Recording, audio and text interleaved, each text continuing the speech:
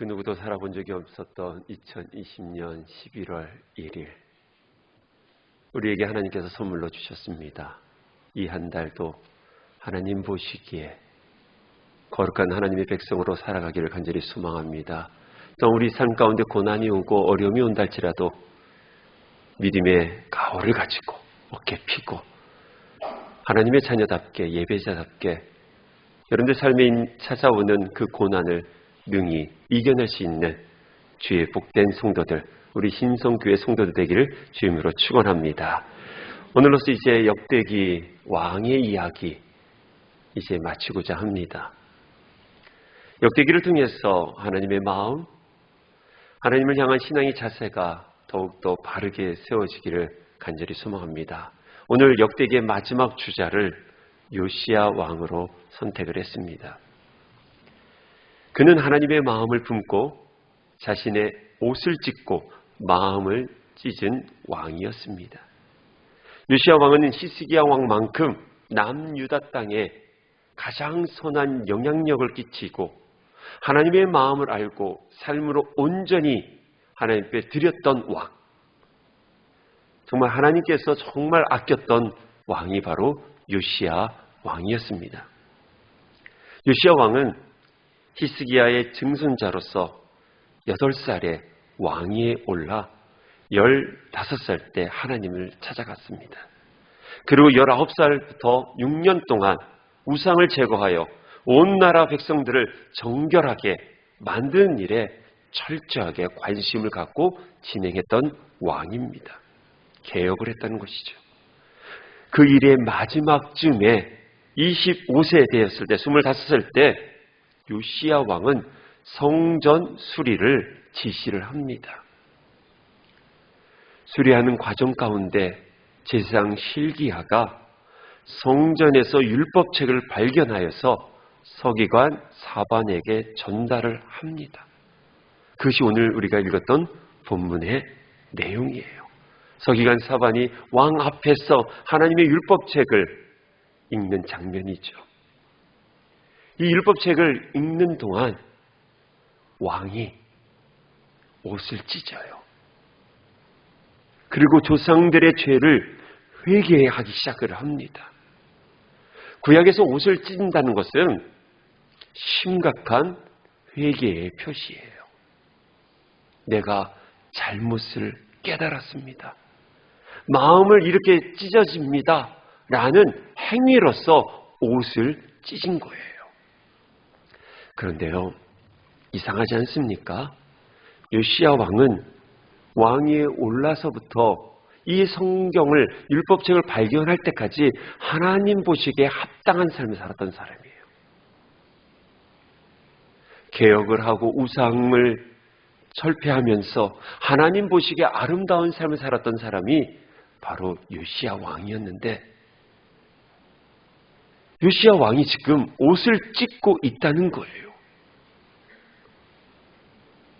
요시야 왕이 옷을 찢을 만한 그런 정도로 회개할 것이 있었을까요?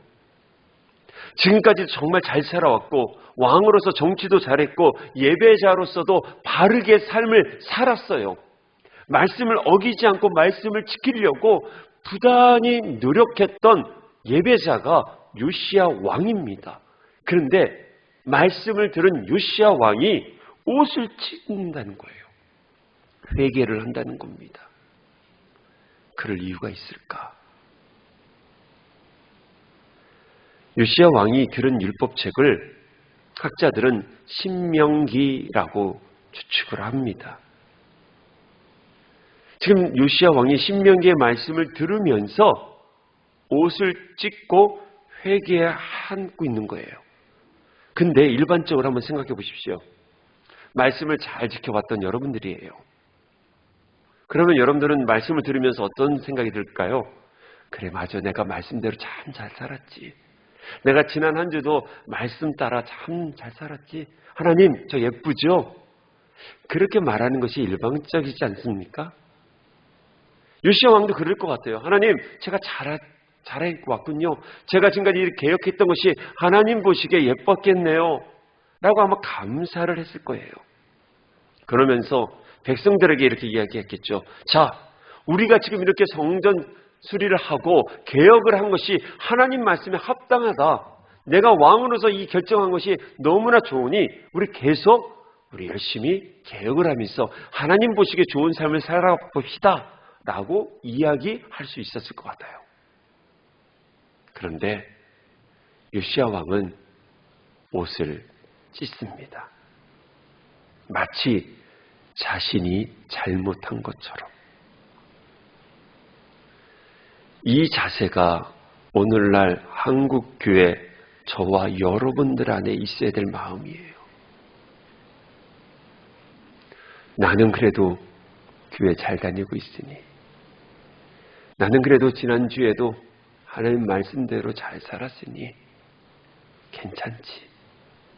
오늘 나와서 하나님 저에게 복 주세요. 혹시 우리 이러지 않나요? 근데 우리 지난주를 한번 뒤돌아보십시오. 우리가 다 아는 것처럼 라면 형제의 그 동생이 세상을 떠났어요. 그거 보면서 여러분 어땠습니까? 혹시 가슴이 먹먹하면서 하나님, 내가 관심 갖지 않아서, 내가 더 낮은 자들을 생각하지 못해서 그랬습니다. 나의 잘못입니다. 라는 마음 혹시 있으셨는지요? 코로나 시대에 자영업 하신 분들이 참 어렵거든요. 그거 가지고 여러분들 기도해 본 적 있으십니까? 전 세계 지금 코로나로 인해서 수많은 사람들이 죽어가는 모습 보고 나는 괜찮지, 난 마스크 쓰고 있으니까. 수많은 가정들이 깨어지고 수많은 한국 교회들이 어려워져 가고,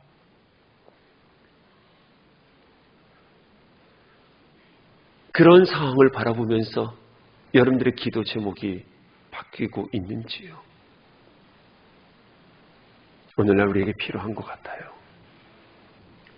요시야 왕 정말 하나님 보시기에 선한 왕이었어요. 근데 말씀을 들었는데, 우리도 매일매일 말씀을 듣고 있는데, 근데 왜 우리의 마음은 점점 나 중심적이고 우리 가족, 우리 교회만 머물러 있을까요? 요시야 왕은 하나님 말씀을 들으면서 가슴을 찢고 나의 죄예요. 왕으로서 내가 백성들의 모습을 제대로 양육하지 못하고 다스리지 못한 나의 죄 때문입니다. 라고 회개를 하고 있었던 거예요. 자기의 잘못으로 받아들인 것이에요. 요시야 왕이 들었던 신명기는 과연 어떤 내용인가요? 이 신명기는 모세가 마지막 생애를 앞두고서 사랑하는 이스라엘 백성들에게 하나님의 말씀을 정리해서 들려준, 그것을 기록한 책이에요. 이 신명기는 엑스라 학파를 세우는 아주 중요한 종교 개혁을 할 수 있었던 원동력이기도 합니다. 이 신명기의 대표적인 구절이 신명기 6장 4절에서 9절입니다. 우리 한번 그 말씀을 찾아보도록 하겠습니다. 신명기 6장입니다. 혹시 아시는 분들이 많을 텐데 제자 교육하신 분들은 이거 다 암송 구절로 우리가 외우기로 했었던 건데, 자, 신명기 6장 4절에서 9절입니다.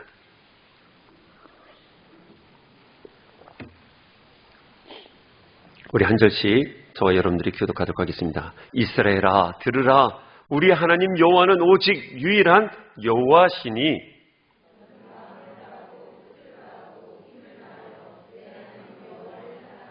오늘 내가 네게 명하는 이 말씀을 너는 마음에 새기고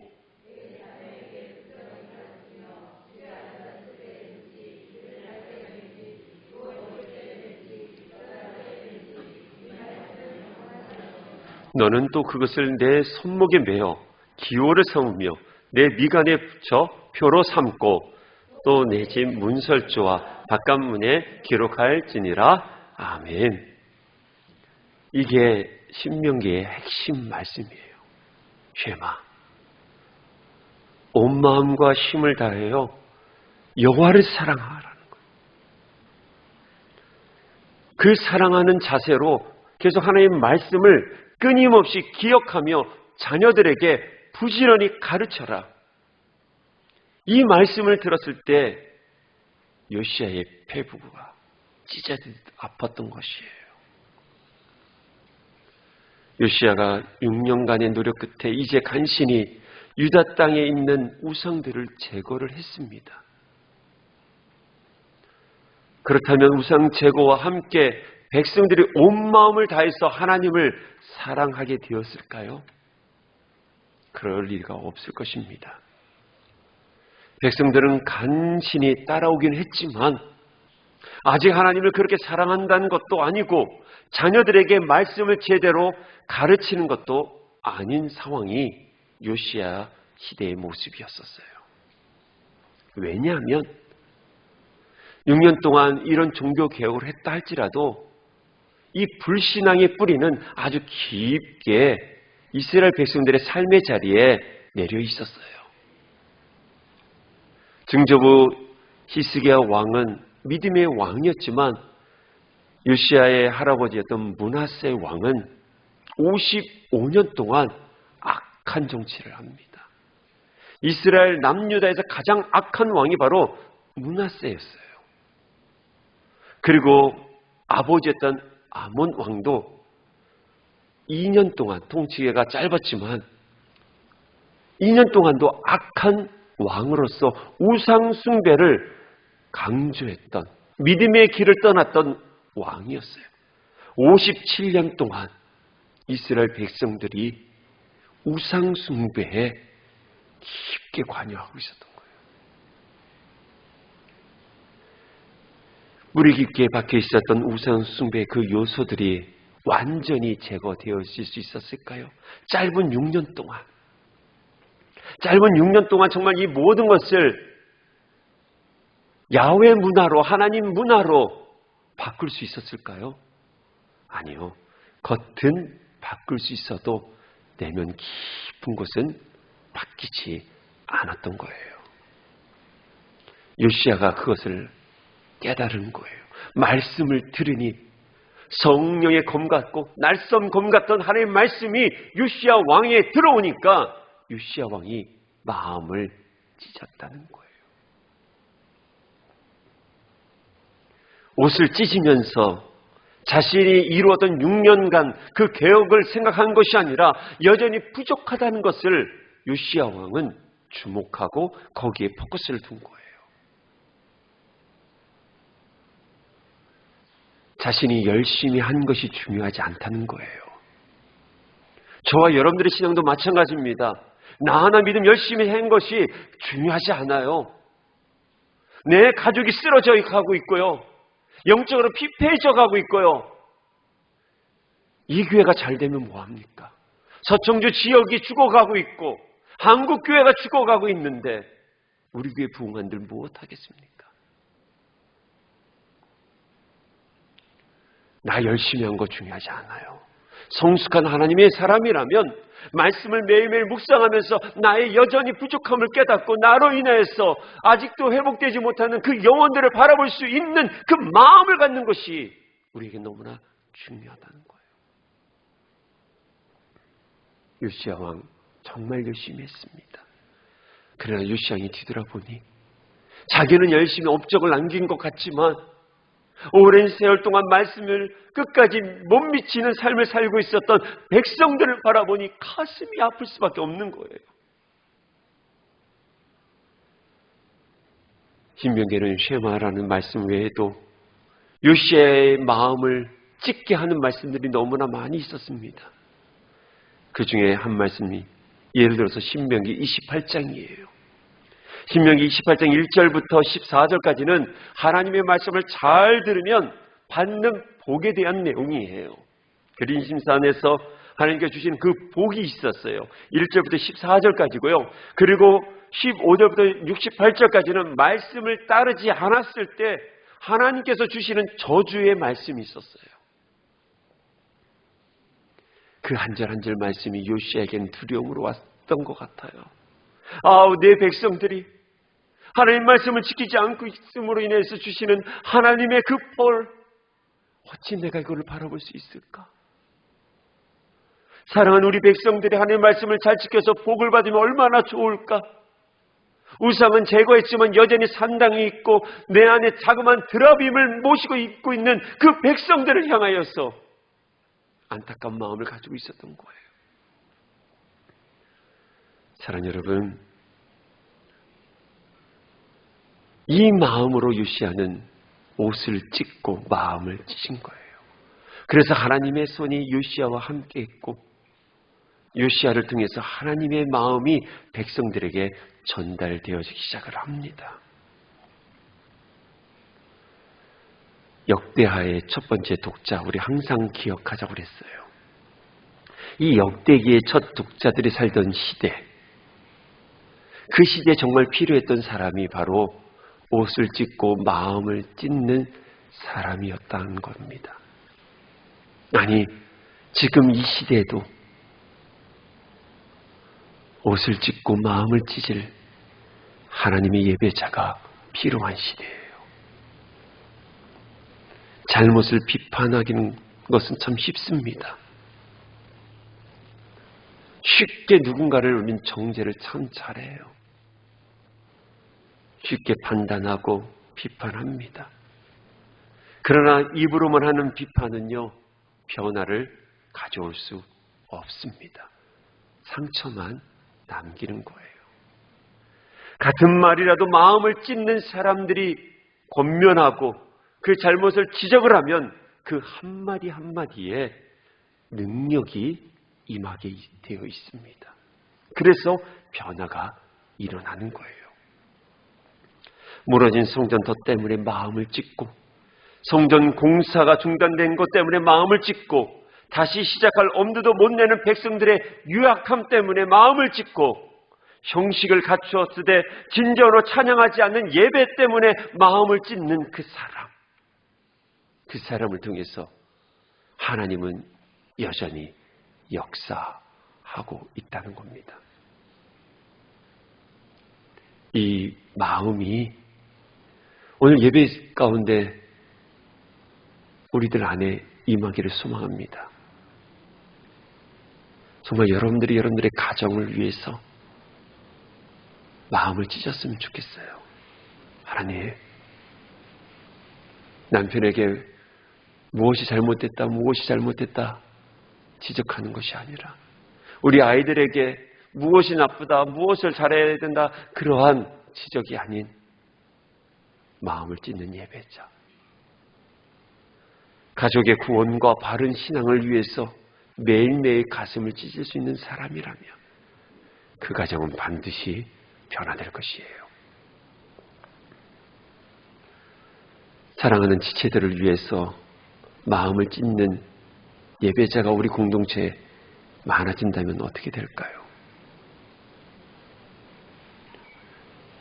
여러분들이 우리 지체들, 한 나무 지체들을 생각하면서 가슴을 찢는다면 우리 공동체 안에 그리스도의 푸른 계절이 임하지 않을까요? 우리 아동부와 중고등부 학생들을 바라보며 가슴을 찢는 교사들이 많아진다면 우리 중고등부, 아동부가 변하지 않을까요? 우리 사랑하는 청년들이 자기에 속한 우리 청년부를 위해서 정말 미안하지만 웃는 대신 울다면, 가슴을 찢는다면 우리 청년부가 복음의 불꽃이 활활 타오르지 않을까요? 황전직들이 교회 구석구석을 바라보면서 가슴을 찢는 그런 모습이 구석구석에서 일어난다면 우리 교회의 미래와 비전과 부흥을 생각하면서 가슴을 찢는다면 우리 교회가 앞으로 새로운 공동체로서 하나님의 뜻에 합당한 건강한 교회가 되지 않을까요? 정말 우리 교회 온 성도들이 복음을 위해서 가슴을 찢으며 이 서청주 지역의 복음화를 위해서, 청주 땅의 복음화를 위해서 교회로, 목회자로, 교회 안에 있는 지체들 때문에 상처받던 그 가난한 성도들을 위해서 함께 옷을 찢고 마음을 찢는다면 그들이 다시 돌아오지 않을까요? 내가 속해 있는 부서를 위해서 여러분들 얼마큼 옷을 찢고 마음을 찢습니까? 오늘날도 하나님의 역사는 바로 이런 예배자 가운데 임하시고 그들을 사용하신다는 거예요. 그 사용의 역사가 저와 여러분들 가운데, 우리 공동체 가운데 있기를 간절히 소망합니다. 가슴을 찢는 사람이 기도만 할까요? 정말 공동체를 위해서, 우리 중고등부를 위해서 가슴을 찢는 교사들이 기도만 할까요? 아니요. 가슴을 찢는다면요, 우리 아이들이 보여요. 그래서 그곳에 더 열정을 가지고 나아가는 거 아니겠습니까? 사랑하는 여러분, 우리 이 마음 가지고 그 누구도 살아본 적이 없는 2020년 11월 한 달을 살아가기를 간절히 소망합니다. 이 마음 가지고 교회 다녔으면 좋겠어요. 우리가 예배 나오고 성도의 교제를 할 때 바로 이런 자세로, 이런 모습으로 교회를 다니고 이런 모습으로 예수를 믿는다면 우리 안에 복음의 횃불은 꺼지지 않습니다. 우리의 예배되면 목마르지 않을 것이고요, 마르지 않을 것이고, 충만한 하나님의 물된 동상 같은 그런 예배가 우리 가운데 일어날 줄 믿습니다. 2차 포로 귀한 지도자가 에스라였습니다. 이 에스라의 모습을 다시 한번 우리는 생각해 볼 필요가 있습니다. 에스라는 역대하의 첫 독자들과 동시대 사람입니다. 그는 유다 백성을 다스리는 데 필요한 전권을 가진 사람이었었습니다. 그러나 이방인들과 아무렇지도 않게 혼인하는 백성들에게 자신의 권력을 휘두르지 않았습니다. 대신 에스라는 옷을 찢었어요. 회개의 기도를 드렸습니다. 에스라가 이방 사람들과 혼인한 것도 아닌데 그런 백성들의 모습을 보고 울면서 가슴을 찢고 옷을 찢었다는 거예요. 그의 기도를 읽어보면요, 그의 마음이 얼마나 애통했는지를 절실히 느낄 수가 있어요. 특별히 주목할 것은 그의 기도문에서 보면 우리를 주어로 사용하고 있어요. 기도를 시작하는 모든 보면 주어가 우리라는 단어를 써요. 우리. 저 사람이 잘못했습니다 라고 하지 않아요. 저 사람, 저 백성들, 저 장로, 저 목사, 저 권사, 그 사람이 잘못했다고 얘기하지 않고 우리가 잘못했다고 이야기를 합니다. 범죄한 백성들과 같은 자리에서 마음을 찢고 회개 기도한 사람이 에스라예요.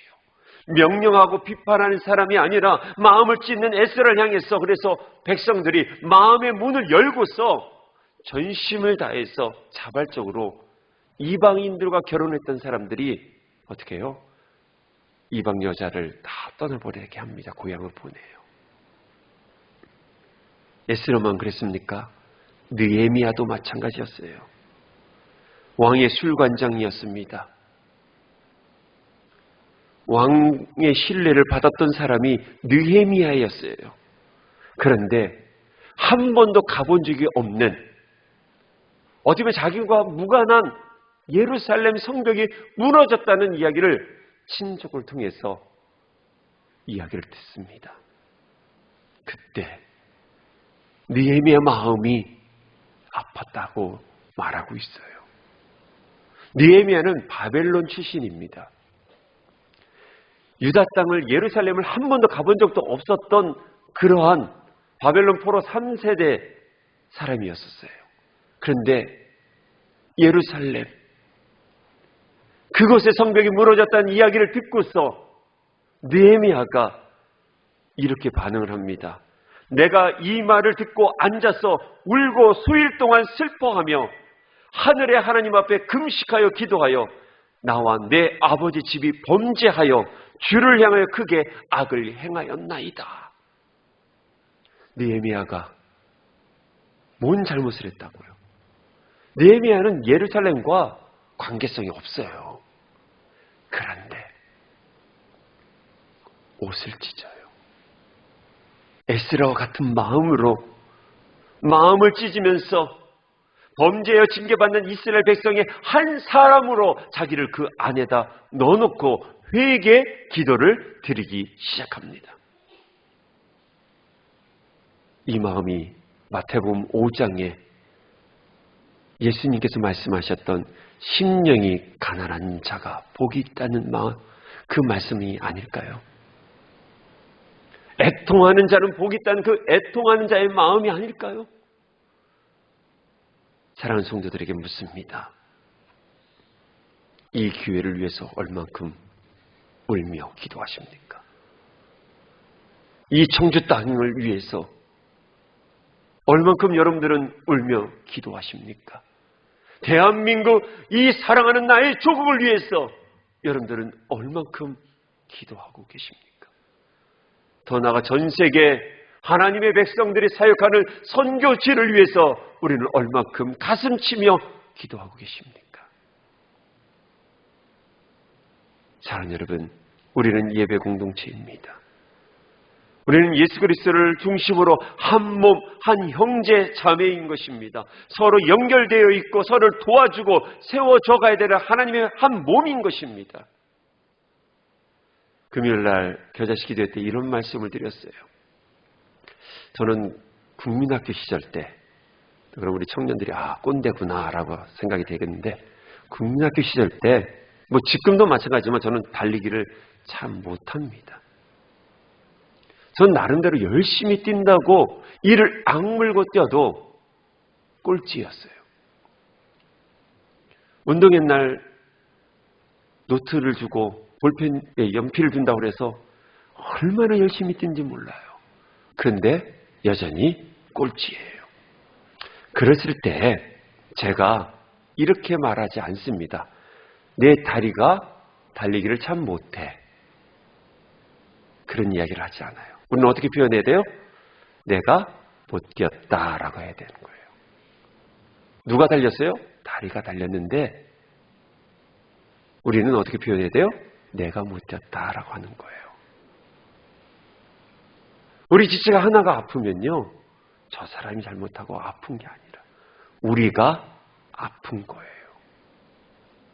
이 마음이 없으면 한 몸, 한 지체, 한 성령, 한 하나님 안에 있어 있는 게 아니에요. 아무리 성경을 많이 읽다 할지라도, 아무리 복음을 많이 전하고 전도를 많이 한다 할지라도 이 마음 없으면 하나님 마음이 아픈 사람 아니에요. 근데 왜 우리는 저 사람이 이렇게 못해? 왜 저렇게 하지? 그거를 우리는 너무 수근수근 거리지 않습니까? 그거는 우스운 거예요. 청년들한테 왜 저렇게 하냐? 우리가 잘못한 거예요. 먼저 목사가 잘못한 거고, 당회가 잘못한 거고, 방준직들이 잘못한 거예요.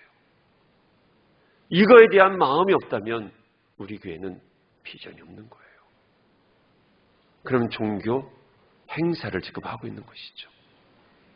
마음을 찢는 자가 예배자예요. 그런 자를 주님은 찾으십니다. 한 지체의 실수를, 그게 나의 실수로 다가오고, 한 지체가 아파서 병상에 누워있으면 함께 아파할 줄 알고, 한 부서가 약해지면 그 부서를 위해서 함께 회복시키고자 몸부림치는 것이 교회고, 그것이 하나님의 사람들이 해야 될 일이라는 거예요. 우리 공동체의 문제, 우리의 부족함입니다. 누구 하나의 문제가 아니라 우리 모두 같이 아파하고 같이 울어야 하고 같이 노력해야 하고 같이 가슴을 뛰어야 할 한 몸, 주 안에서 하나에 된 예배 공동체가 우리 신성교회라는 거예요. 그곳에 우리가 함께하고 있습니다. 왜요? 오늘 거룩한 성찬으로 주님의 몸과 피를 우리는 받아요. 성찬은 바로 그런 의미입니다. 하나님, 제가 한 교회, 한 형제요 자매로서 같이 아파하겠습니다. 주님을 나의 주인으로 모셔 함께 예배하는 모든 지체들의 그 아픔을 함께 동참하겠습니다. 이것이 성찬의 의미예요. 제발 우리 공동체 일에 무관심하지 마십시오. 우리는 공동체입니다. 우리 아이들의 문제, 우리 교회의 문제 수수방관하지 마십시오. 그것은 죄를 짓는 거예요. 분명히 죄입니다. 나랑 맞지 않는다고요? 회피하지 마십시오. 장로님들이 하시겠지? 권사님들이 하시겠지? 나무 리더들이 하겠지? 아니요. 아닙니다. 내가 하는 것이에요. 왜요? 우리는 한 몸, 한 형제 자매이기 때문에. 그래서 우리 공동체가 건강해지면 서충주 지역에 선한 영향력을 끼쳐 힘과 회복이 필요한 영혼들이 주께 돌아오지 않겠습니까? 그것이 우리를 향한 하나님의 계획 아닙니까? 그래서 이 성전을 우리는 5년 동안 기도하면서 함께 가슴을 찢으며 준비해온 거 아니겠습니까? 함께 교회를 사랑합시다. 한 형제, 형, 자매, 우리 아이들 한 사람 한 사람을 우리 사랑합시다. 그리고 함께 노동하고 함께 복음을 증거하고 함께 예배하고 함께 밥을 먹고 같이 웃고 같이 십자가를 지으면서 심령이 가난한 자의 삶을 살아갑시다. 예수 복음을 가진 애통하는 자가 되어서 우리가 있는 삶의 자리, 그곳에서 생활 선교사로서의 삶을 살아갈 수 있는 믿음의 성도 되기를 간절히 소망합니다. 왜 우리가 이렇게 해야 되느냐는 거예요. 간단합니다. 에스라보다도 요시야 왕보다도 느헤미야보다도 교회를 사랑하는 우리보다도 이 공동체를 위해서, 이 나라와 민족을 위해서, 전 세계를 위해서 가슴을 찢으시고 있는 바로 하나님 아버지가 있기 때문에 그래요. 이 마음을 느껴야 돼요. 예수 믿는 거는요, 가슴 아파하시는 아버지의 마음을 아는 거예요. 그러면 가치관이 바뀌겠죠. 우리는 뭐를 달라 하는데 우리의 기도가 하나님의 마음을 아는 기도로 나아간다면, 하나님의 마음이 머물고 하나님의 눈물이 거하는 그곳을 바라보면서 같이 아파할 수 있다면 그것이 성도의 하나님의 자녀의 모습 아닐까요? 우리 하나님께서요, 마음을 찢으십니다. 저와 여러분들을 향해서 찢으셨기에 그 마음을 알고 우리는 주님 곁으로 나온 거예요. 그래서 그 마음을 우리가 어떻게 해요? 회복하고 기도하고 있는 거 아니겠습니까? 사랑하는 여러분, 우리 주님께서 마음을 찢으셔요. 그 사건이 바로 성육신 사건이죠. 하나님의 마음이 궁극적으로 드러난 것이 예수 그리스도를 이 땅에 보내신 성육신 사건이고 십자가 사건인 것이에요.